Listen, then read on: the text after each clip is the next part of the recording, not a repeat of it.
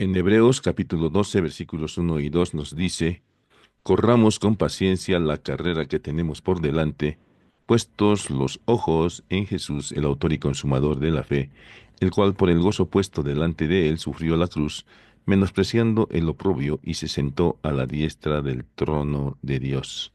Pues el camino y la carrera que tenemos a lo largo de nuestra vida tiene una meta, y en esta palabra el Señor nos indica que nuestra meta es nuestro Señor Jesucristo, el Salvador.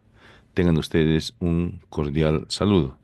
Estamos en la Universidad Mayor de San Andrés, en la Facultad de Medicina, Enfermería, Nutrición y Tecnología Médica. Nuestra carrera es medicina y nuestra cátedra es anatomía humana. Vamos a hablar de la cavidad orbitaria.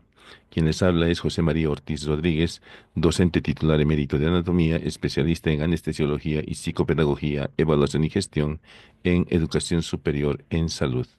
Paz presidente de la Asociación Boliviana de Anatomía y de la Sociedad Boliviana de Anestesiología, Reanimación y Dolor.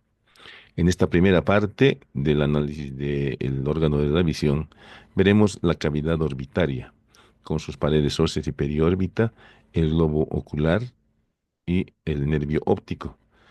Y a continuación veremos los músculos extraoculares, las fascias que les acompañan y los párpados como parte de la protección del globo ocular. Y pues enfocaremos todo esto hacia una anatomía funcional, y clínicamente veremos situaciones que surgen de la anatomía como las patologías conocidas como miopía, hipermetropía, astigmatismo, catarata, presbicia, la del desprendimiento del cristalino de la retina, amaurosis, estrabismo, conjuntivitis, que son patologías que las vemos a diario. Pues se dice que los ojos son el espejo del alma y nos permiten relacionarnos de una manera muy singular y particular con todo lo que nos rodea. No sin motivo dicen que una imagen habla más que mil palabras. Entonces las imágenes que nosotros podemos captar son tan importantes, y este proceso comienza pues precisamente en el globo ocular, el cual percibe todo lo que está a nuestro alrededor y a través de las vías ópticas llega hasta el cerebro, donde se procesa. Pues el globo ocular se encuentra en la cavidad orbitaria formada por los huesos del cráneo y del viscerocráneo. Veremos que esta cavidad orbitaria tiene la forma de una pirámide cuadrangular, de base anterior en el reborde orbitario y de vértice posterior en el conducto óptico. Y tiene por lo tanto cuatro paredes: una superior o techo, una inferior o piso, una medial y una lateral, además de cuatro aristas: uno superomedial, uno inferomedial, uno superolateral, donde se encuentra la fisura orbitaria superior, y uno inferolateral, donde se encuentra la fisura orbitaria inferior. En el borde orbitario, pues encontramos la escotadura supraorbitaria, por donde pasan los vasos y nervios supraorbitarios, y la escotadura frontal interna. En la parte externa encontraremos el tubérculo orbitario externo. No nos olvidemos que el, el diámetro transversal de esta base es de 40 milímetros aproximadamente, y el diámetro vertical de 35 milímetros. Empezaremos viendo la pared medial. En la pared medial, yendo de adelante a atrás, veremos que está conformada por la rama de la mandíbula. A partir de la cresta lagrimal anterior, la rama de la mandíbula forma parte de la cavidad orbitaria. También está formado por este hueso, que es el hueso lagrimal, y por detrás del hueso lagrimal por el hueso plano del etmoides, que es la cara externa de los laberintos etmoidales, y por detrás del hueso plano del etmoides las caras laterales del cuerpo del esfenoides, donde encontraremos el tubérculo infraóptico, muy importante para la inserción de los músculos de la cavidad orbitaria. En la pared lateral veremos que posteriormente se encuentra el ala mayor del esfenoides, y hacia adelante se encuentra la apófisis frontal en su porción vertical del hueso malar. Ahí está la apófisis frontal del hueso malar y el ala mayor del esfenoides. El ala mayor del esfenoides, en su borde superior, en esta cara, está formando la fisura orbitaria superior, y el borde inferior de esta carilla orbitaria está formando la fisura orbitaria inferior. El techo de la cavidad orbitaria está formada por el frontal donde encontramos la fosita troclear medialmente y la fosita lagrimal lateralmente. Ahí está el frontal y por detrás está formado por el ala menor del esfenoides, ¿no? Aquí está el ala menor del esfenoides que está formando el techo de la cavidad orbitaria y ahí está el conducto óptico. El piso de la cavidad orbitaria es esto que está pintado con verde y rojo y morado. El piso de la cavidad orbitaria está formado posteriormente por la carilla orbitaria de la apófisis orbitaria del hueso palatino. Inmediatamente por delante, la mayor superficie está formada por la cara superior de la apófisis cigomática orbitaria del hueso maxilar. Y lateralmente y por delante encontramos formando parte del piso la apófisis frontal del hueso malar. En el piso de la cavidad orbitaria vamos a encontrar esto que es el surco infraorbitario, que da paso al nervio y arteria infraorbitarias, que posteriormente se continúan con el conducto infraorbitario que desembocará en el agujero infraorbitario. Vamos a ver ahora los ángulos. En primer lugar, el ángulo superomedial que está uniendo el hueso plano del etmoides con el frontal y el borde superior del lagrimal también con el frontal, lo propio el borde superior del proceso frontal del maxilar que se articulan todos con el frontal. Hacia atrás, el cuerpo del esfenoide se continúa con las alas menores y en este ángulo superomedial encontraremos los agujeros etmoidales anterior y posterior que están dando paso a los conductos etmoidales anterior y posterior. Como está en este otro esquema de Netter, por los agujeros etmoidales pasan vasos y nervios. Por el agujero etmoidal anterior está pasando la arteria etmoidal anterior y por el agujero y conducto etmoidal posterior, la arteria etmoidal posterior. Por el conducto etmoidal posterior está pasando el nervio esfenoetmoidal, rama de la rama lagrimal del nervio oftálmico, y por el agujero etmoidal anterior está pasando el nervio nasal interno. El ángulo inferomedial.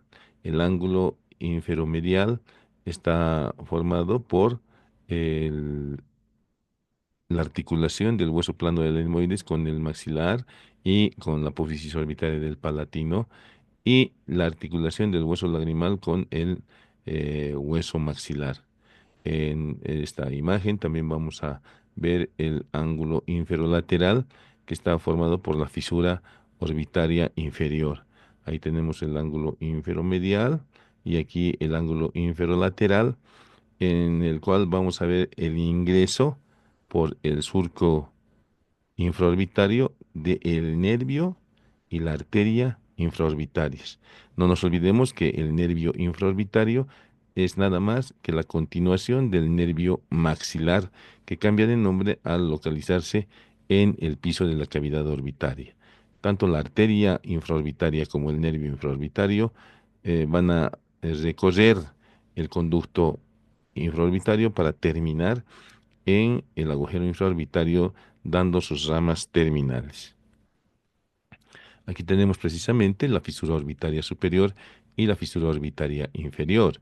En la fisura orbitaria superior, a través de este anillo del tendón común o tendón de Sim de los músculos rectos, vemos que en la fisura propiamente dicha están pasando las ramas superior e inferior del nervio oculomotor.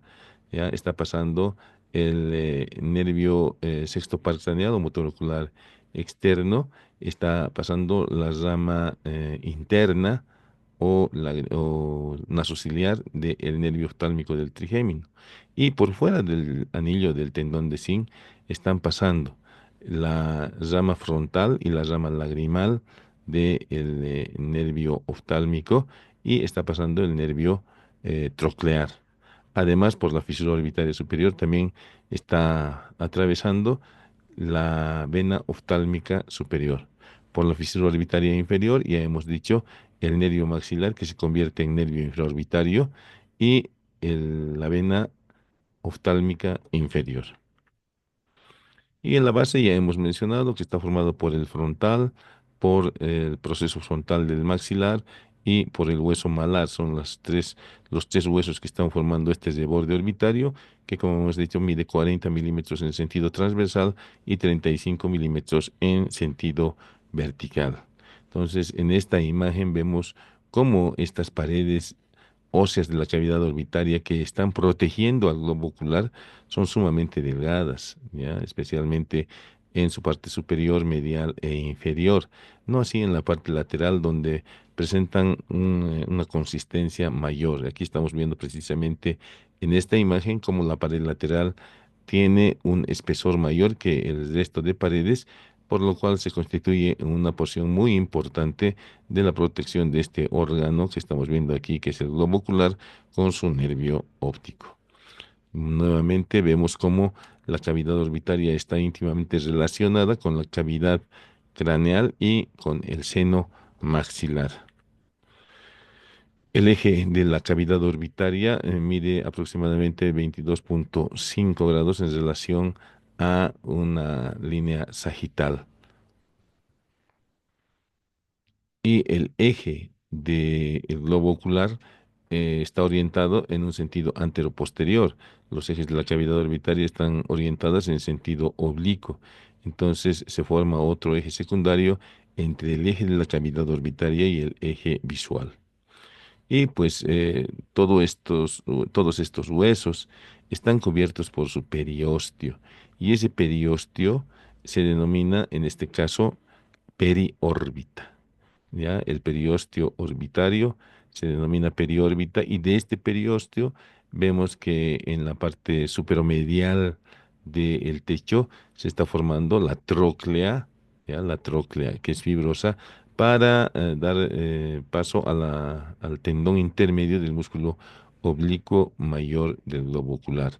En esta imagen de Néter estamos viendo precisamente remarcado con verde todo ese tejido periostal que está recubriendo a los huesos de la cavidad orbitaria y como hemos mencionado se denominan periórbita. En este corte transversal estamos viendo también la periórbita en las paredes laterales y aquí estamos viendo la periórbita en el techo y en el piso de la cavidad orbitaria. Ahí tenemos el hueso frontal, el techo de la cavidad orbitaria con el hueso frontal hacia adelante y el hueso esfenoides, el ala menor del esfenoides hacia atrás, ¿ya? Que es una pared, como hemos dicho, delgada, que es fácilmente desprendible, fácilmente fracturable.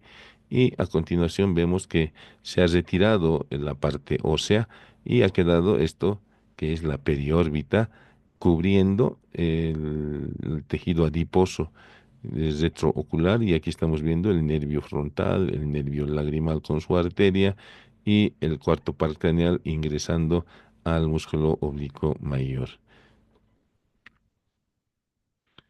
El globo ocular, como habíamos mencionado, es el receptor de las imágenes para que sean transducidas en electricidad y sean transmitidas por el nervio óptico.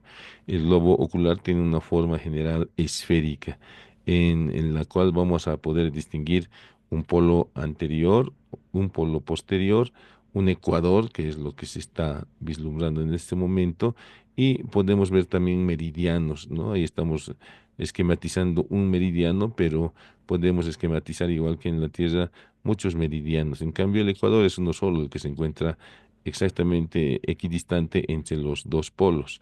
Todos estos están dividiendo al globo ocular en cuadrantes, ¿no? Cuadrantes, cuatro cuadrantes, antero superior, antero inferior, antero lateral, antero medial y pues en la cavidad orbitaria veremos que el globo ocular tiene un volumen aproximado de 6,5 mililitros. En cambio, el volumen de la cavidad orbitaria es 30 mililitros. O sea, un quinto aproximadamente de la cavidad orbitaria está siendo ocupada por el globo ocular. Ahora, si nosotros eh, utilizamos un plano para cubrir la base de la cavidad orbitaria, veremos que el globo ocular sobresale de la cavidad orbitaria en aproximadamente una quinta parte de todo su volumen. ¿Cuál es la situación del globo ocular? El globo ocular se encuentra a una distancia de 6 milímetros de la pared lateral de la cavidad orbitaria, 9 milímetros de la pared superior, 11 milímetros de la pared medial y del piso de la cavidad orbitaria. Entonces, el globo ocular prácticamente tiene bastante espacio para poderse movilizar libremente dentro de la cavidad orbitaria. El peso del globo ocular es muy ligero, 7 a 8 gramos, pero la consistencia que tiene el globo ocular, como ustedes mismos han podido comprobar al palpar el mismo, es bastante firme. La estructura, es decir, la constitución anatómica del globo ocular, tiene un continente y un contenido. En el continente encontramos esta túnica periférica, que es la túnica fibrosa, formada por la esclerótica y la córnea, la túnica musculovascular, formada por la coroides, la zona ciliar y el iris, y la túnica nerviosa, que está formada por la retina. Y el contenido, pues, contiene los medios transparentes y refringentes del ojo, donde el principal es el lente o cristalino, y delante de la lente o cristalino se encuentra el humor acuoso, y por detrás del cristalino encontraremos el cuerpo vítreo, que son medios transparentes y refringentes del globo ocular. El globo ocular tiene un diámetro anteroposterior de 25 milímetros entre el polo anterior y el polo posterior, que coincide justo con la fóvea centralis o mácula lútea, y un diámetro vertical o transversal de 23 milímetros. Entonces, esto hace que el lente o cristalino, junto con el humor acuoso y el humor vítreo, formen la imagen exactamente en la retina y la visión sea clara, como se ve en esta imagen. Sin embargo, veremos que ese ojo hemétrope se convierte en ojo amétrope, es decir, anormal, cuando el diámetro anteroposterior es mayor a 25 milímetros. Lo que ocurre cuando el diámetro anteroposterior es mayor a 25 milímetros es que la imagen se forma por delante de la retina, y se puede ver con claridad las imágenes más cercanas y se ven borrosas las imágenes más lejanas. La visión lejana está afectada, no así la visión cercana, debido a que la imagen se forma por delante de la retina en esta patología llamada miopía. ¿Cómo se corrige la miopía? Pues con lentes bicóncavos que van a corregir la distancia focal, que la van a poner justo en la retina, y pues veremos nuevamente todo con claridad. Lo contrario, cuando el globo ocular tiene menos de 25 milímetros de diámetro anteroposterior, la imagen se forma por detrás de la retina. Y en este caso, al contrario de la miopía, es fácil ver los objetos distantes y los objetos próximos se ven borrosos. Para este tipo de patología, la lente correctora es una lente biconvexa que va a hacer que la imagen se proyecte exactamente a nivel de la retina y que se vea con claridad todo lo que está cerca y lejos. La túnica fibrosa, como habíamos dicho, está formada por la esclerótica, ahí está la esclerótica, hacia atrás y hacia adelante por la córnea, que son tejidos bastante resistentes. La esclerótica tiene un color blanquecino y la córnea es completamente transparente, ¿no? Aquí estamos viendo la esclerótica, que está formando las 5/6 partes posteriores. Ahí está la esclerótica con algunos de sus vasitos de la conjuntiva, que está cubriendo por delante del globo ocular, y aquí estamos viendo la córnea, que nos permite ver a trasluz fácilmente el iris. Ahí tenemos la esclerótica, como habíamos dicho, que son las 5/6 partes posteriores de la capa fibrosa. El espesor de la esclerótica es de 1 milímetro en los polos, pero en el ecuador llega más o menos a medio milímetro de espesor. Sin embargo, es un tejido muy resistente que protege muy bien los medios transparentes del globo ocular. Y por delante, la córnea hemos dicho que es transparente. La esclerótica nos va a presentar varios orificios. El más importante, el orificio anterior, que mide aproximadamente 1 centímetro de diámetro, 10 milímetros de diámetro, 13 milímetros en sentido vertical, y que presenta una muesca en la cual se va a apoyar y se va a unir la córnea, el orificio más importante. En el polo posterior o cerca al mismo, ¿no? Porque el polo posterior está la mácula lútea. En unos 3 milímetros mediales y 1 milímetro inferior encontramos este otro orificio que es el orificio del nervio óptico, y alrededor del orificio del nervio óptico, que mide aproximadamente medio centímetro de diámetro, encontramos otros pequeños orificios que corresponden a los vasos y nervios ciliares cortos y largos, y a nivel del ecuador encontraremos 4 orificios que corresponden a las venas vorticosas. Entonces, por delante habíamos dicho que el principal orificio de la esclerótica es el orificio de la córnea, y en la parte posterior el orificio del nervio óptico, que no se encuentra en el polo posterior, se encuentra 3 milímetros medial y 1 milímetro inferior al polo posterior. Ahí estamos viendo entonces el orificio del nervio óptico, que no es un orificio completo, ¿no? Es un orificio ensacabocado y que presenta un tejido en forma de rejilla llamada lámina cribosa, por donde están pasando las fibras, es decir, los axones del nervio óptico. En este orificio del nervio óptico también encontramos la entrada de la arteria central de la retina y la salida de su vena, de la vena central de la retina. Seguimos viendo los orificios y aquí estamos representando en esta imagen, más o menos a nivel del ecuador, los 4 orificios de las 4 venas vorticosas, que son las que drenan la sangre del globo ocular. Y por detrás, alrededor del orificio del nervio óptico, los orificios de los vasos y nervios ciliares largos y cortos posteriores. Hacia adelante, los orificios de los vasos ciliares anteriores cerca del orificio de la córnea.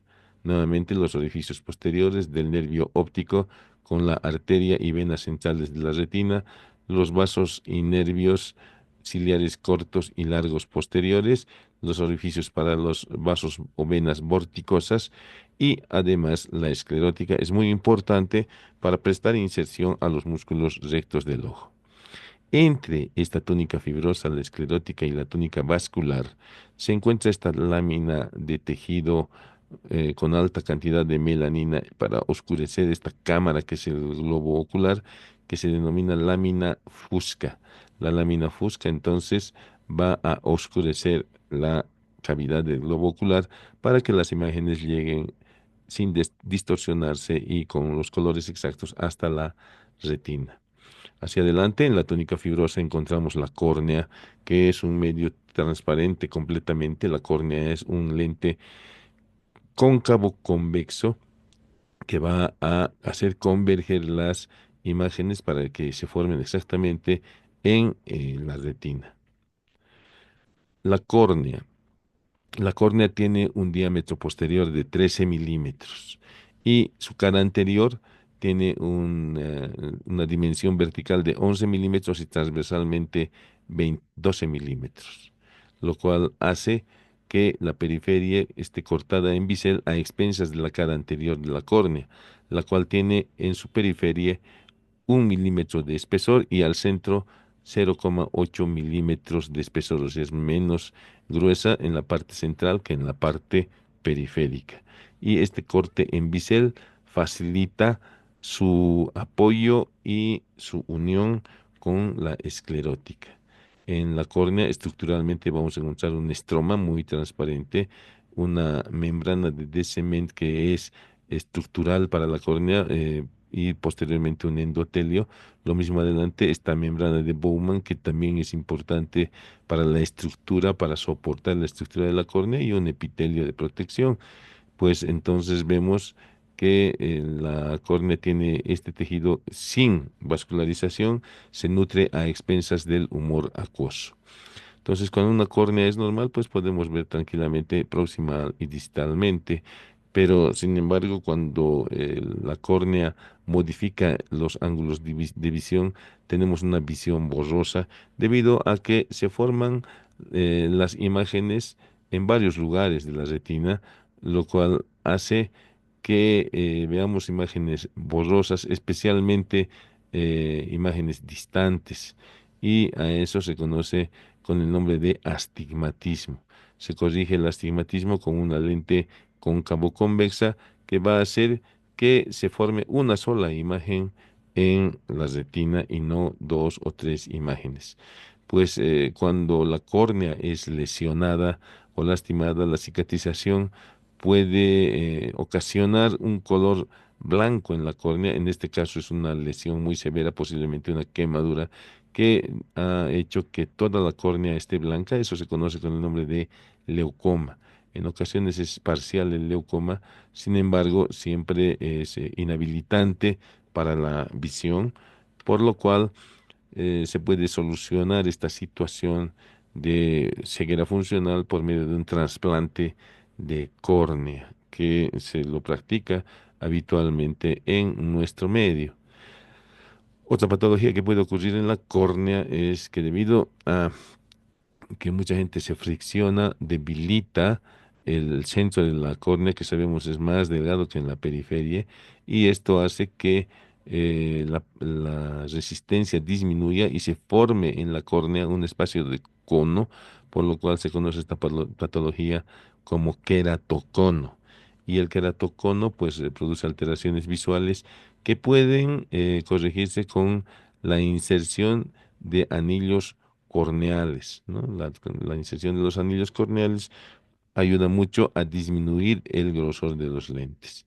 Y pues la córnea se halla unida a la esclerótica en el limbo de la córnea. El limbo de la córnea se une a la esclerótica en este ángulo esclerocorneal. ¿Sí? Y pues a este nivel del limbo de la córnea se están uniendo la esclerótica, la córnea y la membrana musculovascular, el iris y la zona ciliar. Aquí encontramos esta zona que es el ligamento pectíneo, ¿sí? El ligamento pectíneo o retrabecular, que está muy cerca de este conducto. Está muy cerca de este conducto que es el seno venoso esclerocorneal o conducto venoso de Slim, donde se drena el humor acuoso. El humor acuoso se produce en la cámara posterior del ojo, pasa a la cámara anterior y se drena en este ángulo esclerocorneal a través de este ligamento pectíneo o retrabecular que va a depositar el líquido absorbido en este conducto venoso esclerocorneal o seno venoso de la esclera.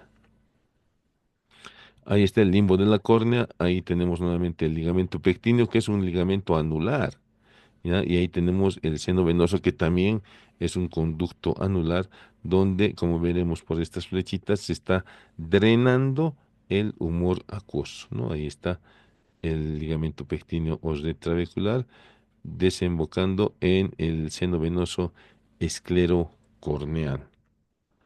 Y pues nuevamente en este corte histológico, el limbo de la córnea, vean ustedes realmente cómo es el ligamento pectíneo o retrabecular y vean, este es el seno venoso del ángulo esclerocorneal nuevamente, ¿no? Ahí está el seno venoso aplanado y ahí está el ligamento pectíneo. Ya aquí en el número 5 que es la cámara anterior, debería estar el humor acuoso para drenarse en este ángulo, ¿no? Y ahí tenemos el iris, ahí tenemos la lente o cristalino, la zónula ciliar, el cuerpo ciliar con sus músculos longitudinales y anulares. Pasamos luego, después de haber visto el tejido fibroso, a la túnica vascular, y en la túnica vascular se describen tres zonas: una zona posterior que es denominada coroides, una zona intermedia que es el cuerpo ciliar y una zona anterior que es el iris. Esos son los tres componentes de esta túnica vascular. Como su nombre lo indica, la coroides es la zona más vascularizada, que comienza en el orificio del nervio óptico. Ya tiene un orificio de 1,5 milímetros la coroides, y hacia adelante termina en la hora serrata. En la hora serrata, que se encuentra 6 a 7 milímetros detrás de la córnea.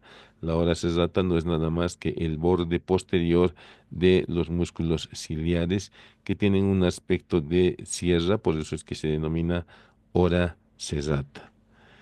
Y la zona intermedia comienza en la zona serrata, donde encontramos el cuerpo ciliar, con esto que es el músculo ciliar, que tiene fibras longitudinales, anulares, y tiene los procesos ciliares.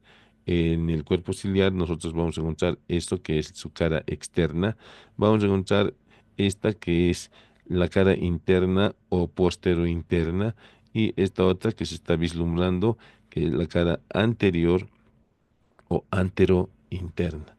Entonces esas son las tres caras del cuerpo ciliar y como habíamos dicho nos va a presentar también en musculatura longitudinal y musculatura anular. Además, en esta zona encontraremos los procesos ciliares. Los procesos ciliares que están formando lo que se viene a llamar corona ciliar, que son 70 a 80 procesos ciliares donde se produce el humor acuoso. Por fuera de los procesos ciliares se encuentra la porción longitudinal del músculo ciliar formando lo que se conoce con el nombre de orbículos ciliares. Entre los procesos ciliares están los valles ciliares. Y ahí tenemos una imagen real con los procesos ciliares, los valles ciliares, periféricamente el músculo ciliar y centralmente tenemos a el iris. Y ahí están los procesos ciliares. Habíamos dicho que son 70 a 80 procesos ciliares, que cada uno mide 2 a 3 milímetros y que producen el humor acuoso. Y vean cómo la zona ciliar está unida a la lente cristalino por medio de estas fibras que van a formar la zónula de zinc o ligamento suspensorio del cristalino. Miren, el ligamento suspensorio del cristalino o lente está unido precisamente a esta zona ciliar, al músculo ciliar, y la contracción o relajación de este músculo ciliar determinará el abombamiento o aplanamiento del cristalino por esta conexión por medio de esta zónula ciliar, ¿no? Aquí también aprovechamos para ver el ligamento pectíneo y para ver el seno venoso esclerocorneal. Y por último, la túnica vascular nos va a presentar el iris que se encuentra en la parte anterior de la zona vascular y del globo ocular, pues nos presenta una cara externa con diferentes colores de acuerdo a la genética. Sin embargo, lo que debemos remarcar es que en el iris existe musculatura radiada del iris inervada por el sistema nervioso simpático y musculatura anular inervada por el sistema nervioso parasimpático. Entonces, cuando el simpático es estimulado, estimula a las fibras radiadas, las cuales aumentan el diámetro de la pupila y ocasionan la midriasis. Y cuando existe estímulo parasimpático, pues se estimulan los músculos anulares y la pupila se cierra y se produce la miosis.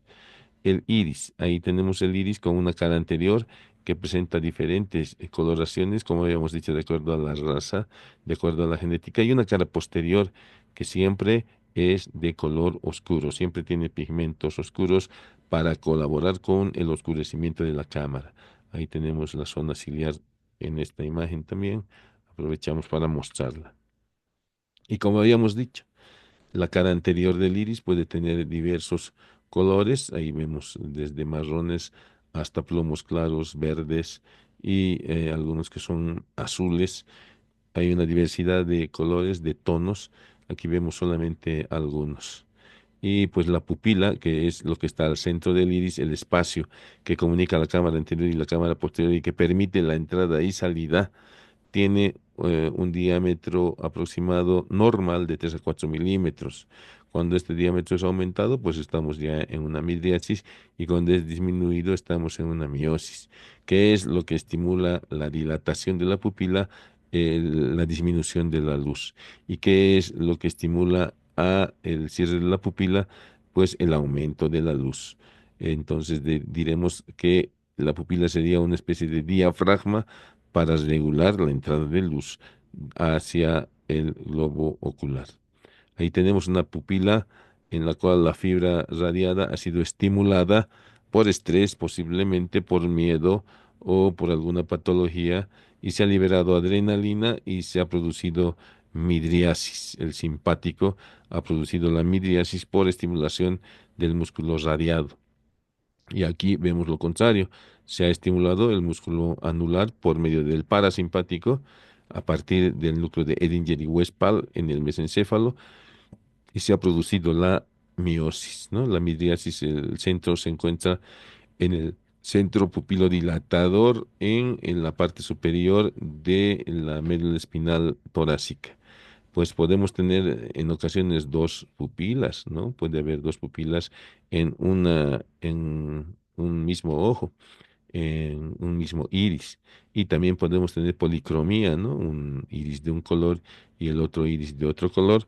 Son situaciones que no son raras. Podemos tener también coloboma, falta de unión del anillo que forma el iris. Las arterias del globo ocular son las ciliares posteriores largas y las ciliares posteriores cortas, todas provenientes de la arteria oftálmica. Entonces, las cortas se distribuyen en la zona vascular, es decir, en la coroides, y las largas se dirigen hasta el iris, donde forman este anillo del iris. Las arterias ciliares anteriores provienen de las arterias musculares, y no nos olvidemos que las arterias musculares también provienen de la arteria oftálmica. Al final de cuentas, toda esta red vascular está sustentada por la arteria oftálmica. Y la salida, el drenaje venoso es por medio de estas venas, las venas vorticosas, que son cuatro fundamentalmente. Ahí tenemos precisamente formando un vórtice, por eso es que se llaman vorticosas, y ahí tenemos los nervios ciliares largos, entre los cuales, además de fibras sensitivas del trigémino, están llegando hasta la zona ciliar y hacia el iris, fibras simpáticas y parasimpáticas.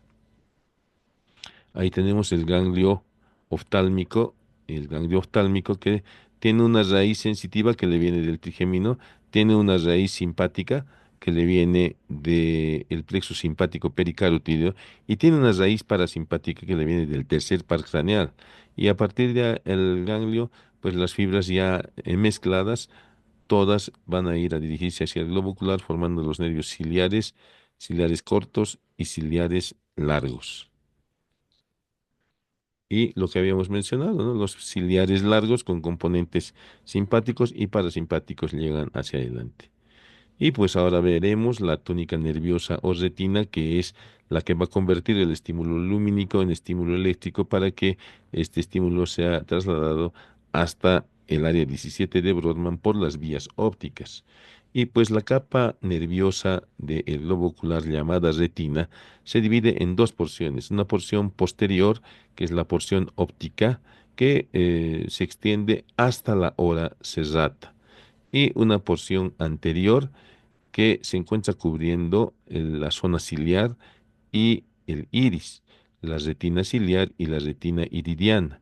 Estas dos partes, la retina ciliar y la retina iridiana, se conocen con el nombre de parte ciega de la retina, y la parte funcional es todo lo que se encuentra por detrás de la hora serrata. Ahí tenemos un detalle de la retina iridiana y de la retina ciliar, que hemos dicho que es la parte ciega, y ahí tenemos la hora serrata, a partir de la cual se encuentra la retina funcional. Y pues en la parte posterior, en el hemisferio posterior de la retina, podemos observar lo que se conoce con el nombre de fondo de ojo. Se puede hacer este examen por medio de un oftalmoscopio, y lo que tenemos que divisar en la parte posterior de la retina es esta mancha pequeña que es la fovea centralis o mácula lútea. La mácula lútea, que corresponde exactamente al polo posterior del globo ocular.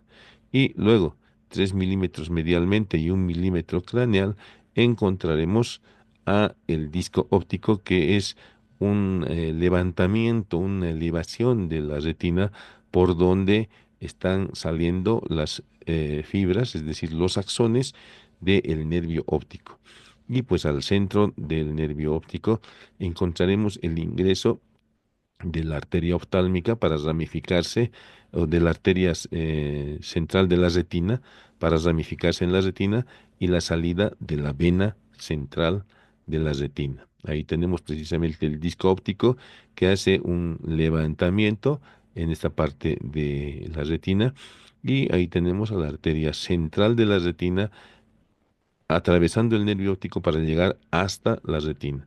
Y ahí tenemos la vena central de la retina que sale del nervio, de la cavidad de la retina, para dentro del nervio óptico dirigirse hacia las venas por donde será drenada. Y pues, ¿cómo exploramos el fondo de ojo? Con un oftalmoscopio, como este caso, o podemos hacerlo con un microscopio de hendidura, como este otro caso. Pues en la retina vamos a encontrar los conos y bastones, que son las células neuroepiteliales, que van a captar los conos, el color y los bastones en la escala de grises. Y cuando el estímulo lumínico llega a los conos y bastones, estos tienen una descarga, ¿ya? Un potencial de acción que va a hacer sinapsis con esta capa de neuronas, las neuronas ganglionares. ¿Sí? Una vez que se ha transducido el estímulo lumínico en eléctrico, pasa a las neuronas ganglionares y las neuronas ganglionares hacen sinapsis con estas, perdón, neuronas bipolares. Las neuronas bipolares hacen sinapsis con estas, que son las neuronas ganglionares. Primero neuronas bipolares, luego neuronas ganglionares y estas neuronas ganglionares son las que tienen los axones largos. Las neuronas ganglionares tienen los axones largos que van a juntarse todos y van a formar el nervio óptico a nivel del disco óptico. Nuevamente, los conos y bastones son los fotorreceptores, células neuroepiteliales que van a transducir el estímulo lumínico en estímulo eléctrico y hacen sinapsis con las neuronas bipolares. Las neuronas bipolares hacen sinapsis con las neuronas ganglionares y estas neuronas ganglionares son las que tienen los axones largos para transmitir esa electricidad, para permitir que el estímulo visual en forma de electricidad llegue hasta los centros nerviosos. Ahora vemos los medios transparentes del globo ocular, donde el principal habíamos dicho que es la lente o cristalino, ya que se encuentra envuelto por una cápsula que es el cristaloides y unido a la zona ciliar por medio de estos que se llaman, estos filamentos que se llaman ligamento suspensorio del cristalino, que se encuentran justo en el ecuador del cristalino. ¿Dónde se encuentra la lente? Se encuentra pues entre la cámara, detrás de las cámaras del ojo y por delante de esto que es el cuerpo vítreo, ¿no? Vean ustedes cómo el cuerpo vítreo ocupa gran parte de la cavidad del globo ocular. En el cristalino o lente podemos encontrar un ecuador y a partir de ese ecuador veremos que la cara anterior es un poco más plana que la cara posterior debido a que sus radios de curvatura son diferentes. El radio de la cara anterior es de 10 milímetros y el de la cara posterior es de 4 a 4,5 milímetros, ¿sí? Entonces, de 6 milímetros, perdón. 4 a 4,5 milímetros mide de polo anterior a polo posterior. Y miren ustedes, su peso es de 20 centigramos. Y en la periferia, este tejido negro es el cristaloides, o cápsula del cristalino. Esta cápsula está unida por medio de esta zónula ciliar al músculo ciliar. El cristalino tiene un tejido elástico que permite que, de acuerdo a la contracción o relajación del músculo ciliar, el cristalino esté abombado o aplanado, como veremos más adelante. Habíamos dicho que el radio de la cara posterior es de 6 milímetros y el del anterior de 10 milímetros. Por esas razones que la cara anterior es un poco más plana que la cara posterior. Entonces, ¿qué vamos a ver en la estructura del cristalino? En primer lugar, hemos dicho la zónula periféricamente y la cápsula del cristalino o cristaloides, que se encuentra rodeando al cristalino propiamente dicho. Y la lente cristalino propiamente dicho tiene un núcleo y una parte periférica que es la corteza del cristalino. También por fuera del cristalino encontraremos este epitelio que generalmente es de protección.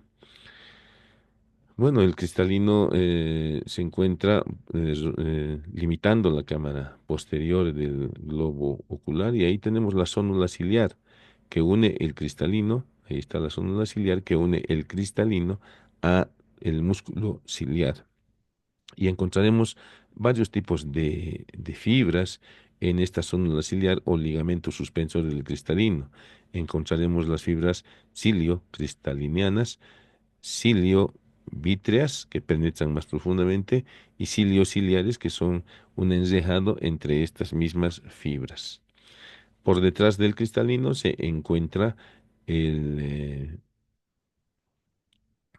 el cuerpo vítreo, el cual presenta una fobia, presenta una cavidad para que la cara posterior del cristalino se apoye.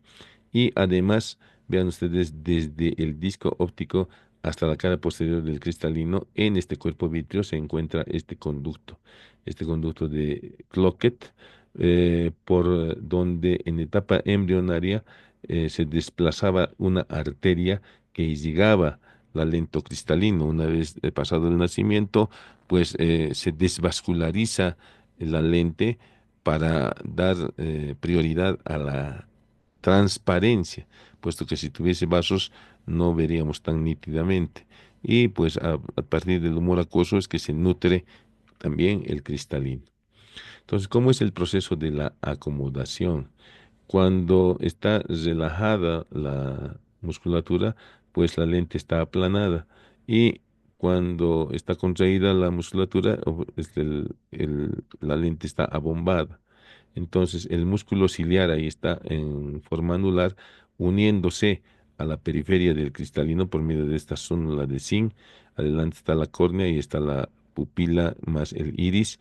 Y ahí tenemos al cristalino sujetado y unido hacia el músculo ciliar, y su abombamiento o aplanamiento depende de la contracción de este músculo ciliar. Entonces, cuando el músculo ciliar está relajado, pues el cristalino está aplanado. El músculo ciliar se contrae y el cristalino se abomba. Entonces, cuando el músculo ciliar está contraído, se contrae por el estímulo parasimpático, es decir, por el núcleo de Edinger-Waspal, que es el de la pupiloconstricción y de la acomodación.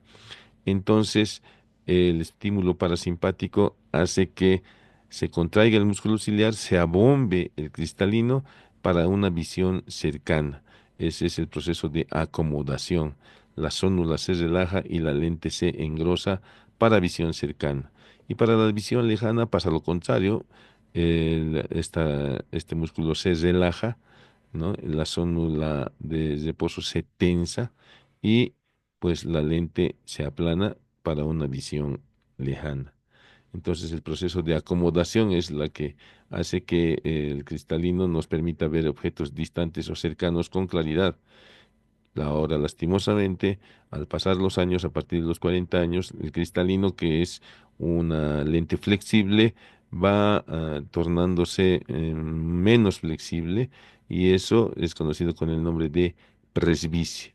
Entonces, muchas veces estamos alejando los objetos para poderlos ver más claramente, puesto que ya no hay una acomodación para una visión cercana. Entonces, ahí estamos viendo un grupo de gente caminando y la presbicia a partir de los 40 años, ¿no? Entonces no se puede ver. Entonces vean ustedes,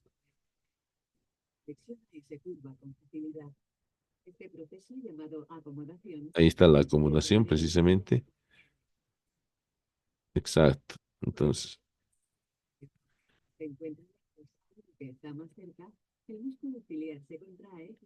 y esa es la acomodación, miren la acomodación. El cristalino se endurece. Esa es la presbicia. No enfocamos correctamente, especialmente objetos distantes. Muy bien. Pero el cristalino también puede opacificarse y eso es conocido con el nombre de catarata, lo cual funcionalmente pues será una ceguera. Por lo tanto, tendríamos que hacer un procedimiento que se llama extracción extracapsular de cristalino más colocación de un lente intraocular. Antiguamente, pues los lentes intraoculares eran muy caros y luego de haber extraído el cristalino, pues se recuperaba precisamente la visión, pero se utilizaban lentes externos de mucho grosor. Hoy en día, gracias a la colocación de estos lentes intraoculares y a que han disminuido su costo, pues el 99% de las personas a las que les da catarata y se les extrae el cristalino, dejando el cristaloides, ya se les coloca el lente intraocular, y el lente intraocular pues va a hacer que la lente externa esté disminuida de espesor. Ahí vemos cómo se está acomodando dentro de la cápsula el lente intraocular.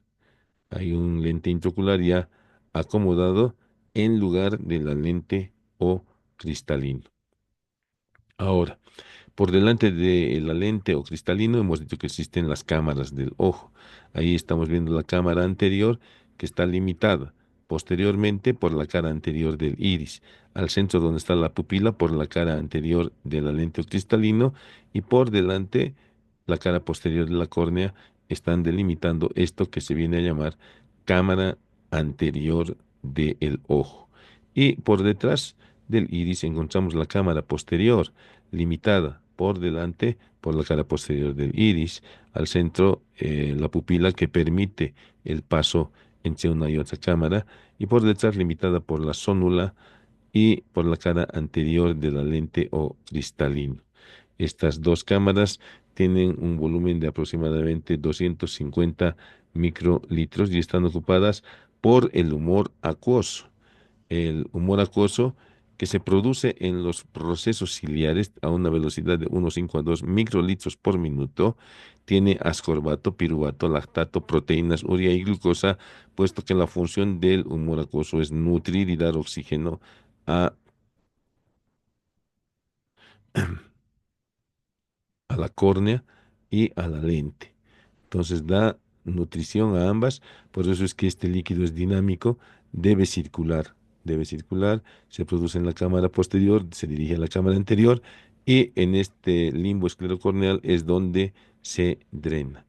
Y pues la cantidad normal de humor acuoso va a determinar una presión intraocular normal entre 10 a 20 milímetros de mercurio.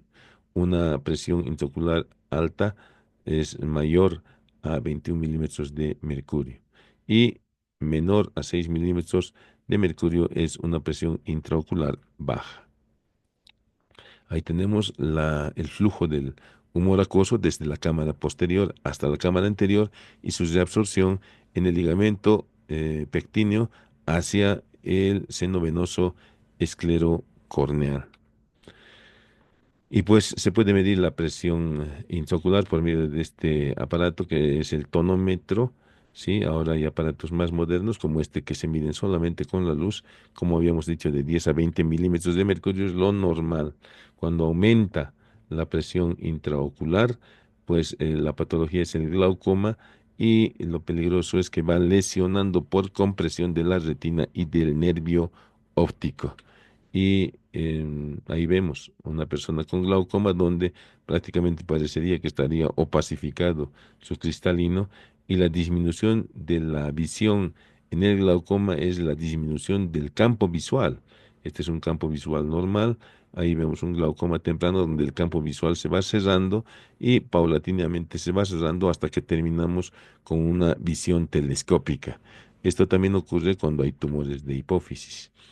Y por último, entre los medios transparentes del ojo tenemos el cuerpo vítreo, que es un líquido viscoso transparente situado en la cavidad ocular posterior a la lente o cristalino, ocupa gran parte del globo ocular. Ahí está precisamente un cuerpo vítreo magistralmente disecado, manteniendo su parte periférica, ya que es la cápsula hialoidea, ¿ya? Y al centro habíamos mencionado el conducto hialoideo, que en etapa embrionaria tiene una arteria. Por detrás del alento cristalino está deprimida el cuerpo vítreo, formando la fosa hialoidea.